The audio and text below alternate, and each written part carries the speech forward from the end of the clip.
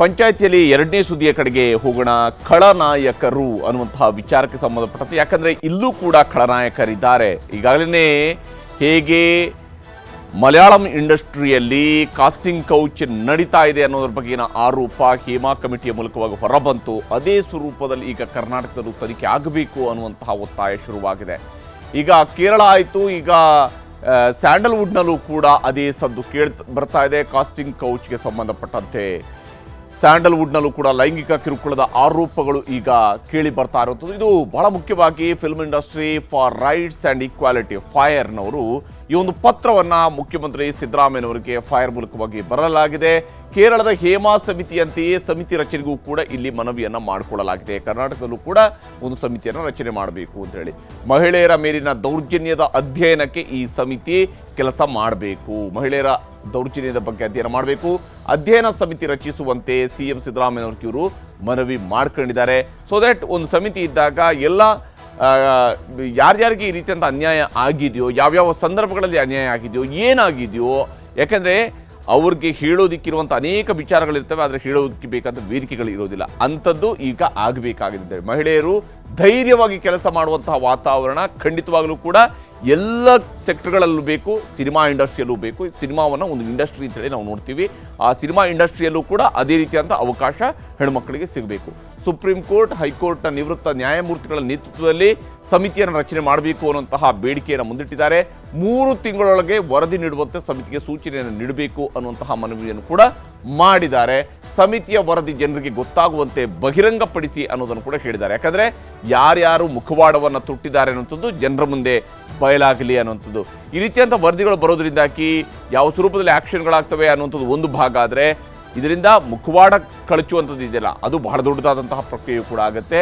ಅದರಿಂದಲೂ ಕೂಡ ಬಹಳಷ್ಟು ಸುಧಾರಣೆ ಆಗೋದಕ್ಕೆ ಸಾಧ್ಯ ಇದೆ ಅನ್ನುವಂಥ ಅಂಶದ ಮುಂದಿಟ್ಟುಕೊಂಡೇ ಈ ರೀತಿಯಂತ ಕೆಲಸ ಮಾಡಿದ್ದಾರೆ.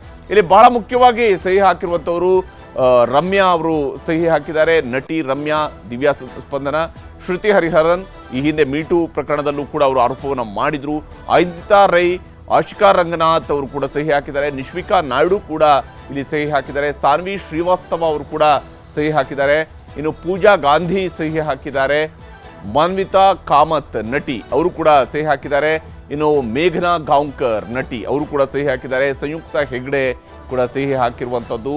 ಇನ್ನು ಸಂಗೀತಾ ಭಟ್, ಶ್ರದ್ಧಾ ಶ್ರೀನಾಥ್, ಹೀಗೆ ನೀತು ಶೆಟ್ಟಿ, ಹೀಗೆ ಹಲವು ನಟಿಯರು ಇಲ್ಲಿ ಸಹಿ ಹಾಕಿದ್ದಾರೆ. ಧನ್ಯಾ ರಾಮ್ಕುಮಾರ್ ಅವರು ಕೂಡ ಇಲ್ಲಿ ಸಹಿ ಹಾಕಿರುವಂಥದ್ದು. ಅಮೃತಾ ಅಯ್ಯಂಗಾರ್ ಅವರು ಕೂಡ ಇಲ್ಲಿ ಸಹಿ ಹಾಕಿದ್ದಾರೆ.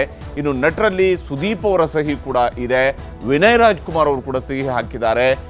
ದಿಗಂತ್ ಮಂಚಾಲೆ ಕೂಡ ಈ ಒಂದು ಪತ್ರಕ್ಕೆ ಸಹಿಯನ್ನು ಹಾಕಿದ್ದಾರೆ.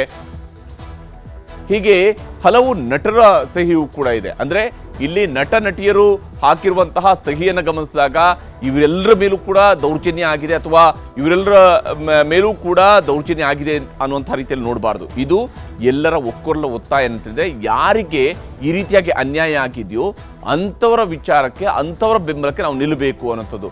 ಇಲ್ಲಿ ನಟಿ ಶ್ರುತಿ ಹರಿಹರನ್ ಅವರು ಕೂಡ ಈ ಹಿಂದೆನೇ ಸ್ಯಾಂಡಲ್ವುಡ್ನಲ್ಲಿ ದೌರ್ಜನ್ಯ ತನ್ನ ಮೇಲೆ ಆಗಿದೆ ಅನ್ನುವಂಥ ಆರೋಪವನ್ನು ಮಾಡಿದ್ರು. ಅದು ನಿಮಗೂ ಕೂಡ ಗೊತ್ತಿದೆ. ಮೀಟು ಪ್ರಕರಣದ ಸಂದರ್ಭದಲ್ಲಿ, ಮೀಟು ಕ್ಯಾಂಪೇನ್ನ ಸಂದರ್ಭದಲ್ಲಿ ಅವರು ಮಾಡಿದಂಥ ಆರೋಪ ಕರ್ನಾಟಕದ ಮಟ್ಟಿಗೆ ಬಹಳ ಪ್ರಮುಖವಾದಂಥ ಆರೋಪ ಅದಾಗಿತ್ತು. ಐಂದ್ರಿತಾ ರೈ ಅವರು ಕೂಡ ಒಂದು ಆರೋಪವನ್ನು ಈ ಹಿಂದೆನೇ ಮಾಡಿದರು ಸ್ಯಾಂಡಲ್ವುಡ್ನಲ್ಲಿ. ಸಂಗೀತಾ ಭಟ್ ಅವರು ಕೂಡ ಒಂದು ಆರೋಪವನ್ನು ಈ ಹಿಂದೆ ಮಾಡಿದ್ದು ಇತ್ತು. ಸಂಜನಾ ಗಲ್ರಾನಿಯವರು ಕೂಡ ಆರೋಪವನ್ನು ಮಾಡಿದರು.